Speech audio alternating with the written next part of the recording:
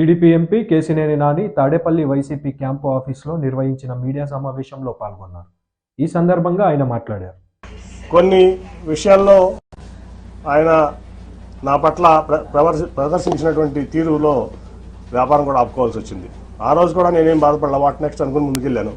సరే 19 లక్షలు మళ్ళీ గెలిచాను. ఇక్కడ లోకేష్ గారు మంగళగిరిలో ఓడిపోతే నేను విజయవాడలో ఎంపీగా నేను గెలిచాను. మరి ఆయన పార్టీ ఇన్ఫ్రాస్ట్రక్చర్ అంతా ఇచ్చారు, రిసోర్సెస్ అన్ని ఇచ్చారు, అట్లాగే పార్టీ యంత్రాంగం మొత్తం ఆయన కోసం కృషి చేసిన ఆయన ఓడిపోయారు. అట్ ది సేమ్ టైం నేను ఎప్పుడు కూడా చంద్రబాబు నాయుడు గారి దగ్గర రూపాయి తీసుకోలేదు, నేను గెలిచాను ఎంపీగా. ఆ తర్వాత చాలా పరిణామాలు మీరు చూశారు. అనేక రకాలైన ఆయన మనుషులను పెట్టి నన్ను అవమానపరచడం జరిగింది.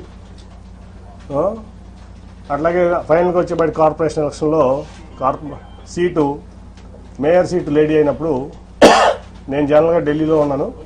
ఫోన్ చేసి కార్పొరేషన్ ఎలక్షన్స్ ఏం చేస్తున్నావు అని అడిగారు నన్ను చంద్రబాబు నాయుడు గారు.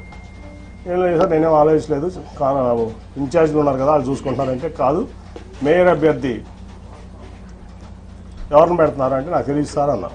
ఇదే మాటలు మీకు చెప్తున్నా, నేను ఒకటి కూడా కోల్పోవట్లేదు. ఆ రోజు అన్నాడు బోండమ్మ గారి వైఫ్ని పెడుతున్నారని నిజమేనా అని నన్ను అడిగారు ఆయన ఫోన్లో క్వశ్చన్. నేను వాళ్ళ వరకు ఎవరికి చెప్పలా నిజం, నాకు తెలియదండి అన్న.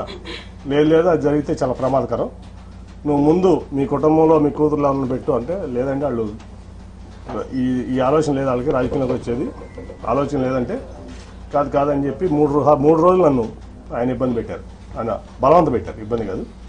సరే అప్పుడు టాటా ట్రస్ట్లో పనిచేస్తున్న శ్వేత అని మాట్లాడితే నాకు ఇంట్రెస్ట్ లేదు డాడీ, నాకు సోషల్ సెక్టర్ నుంచి చాలా ఇంట్రెస్ట్గా ఉన్నాయంటే ఇట్లా చెప్పారమ్మా చంద్రబాబు గారు.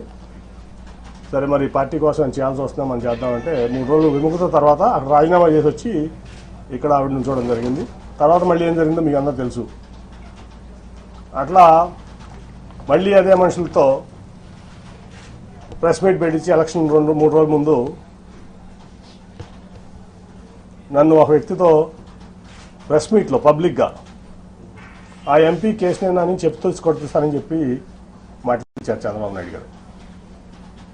ఆ ఎంపీ కేసునే నాని చెప్పు తీసి కొడతానని చెప్పి ఒక క్యారెక్టర్లెస్ పర్సన్ పార్టీ ఎంపీని అన్నారు. స్పందన లేదు పార్టీ నుంచి కానీ ఏ వ్యక్తి నుంచి కానీ. అదే ప్రెస్ మీట్లో ఒక పాలిట్ బ్యూరో సభ్యుడు గొట్టంగాడి ఎంపీ అన్నాడు, అయినా స్పందన లేదు. 50 మంది కార్పొరేటర్లు 44 మంది పోటీ చేస్తే 50 మంది ఓడిపోయారు. సరే గెలిచేవాళ్ళు ఓడిపోయేవాళ్ళు అది తర్వాత సంగతి. వీళ్ళ ప్రెస్ మీట్ వల్ల పార్టీ చల్లా చెదురైపోయింది. ఆ నెక్స్ట్ 2 రోజుల తర్వాత వచ్చిన చంద్రబాబు నాయుడు ప్రచారానికి, నువ్వు రావద్దు నాతో పాటు ప్రచారానికి, నువ్వు వస్తే వాళ్ళిద్దరూ రానంటున్నారు నాతో పాటు అని. ఓకే సార్ మీరు వెళ్ళండి చెప్పి పంపించడం జరిగింది. ఒక సిట్టింగ్ ఎంపీ లేకుండా కార్పొరేషన్ ఎలక్షన్స్లో నా కూతురు నుంచోబెట్టి నా డబ్బులు ఖర్చు పెట్టుకుని నేను లేకుండా ప్రచారానికి వచ్చాడు ఆయన, ఒక పార్టీ అధ్యక్షుడు.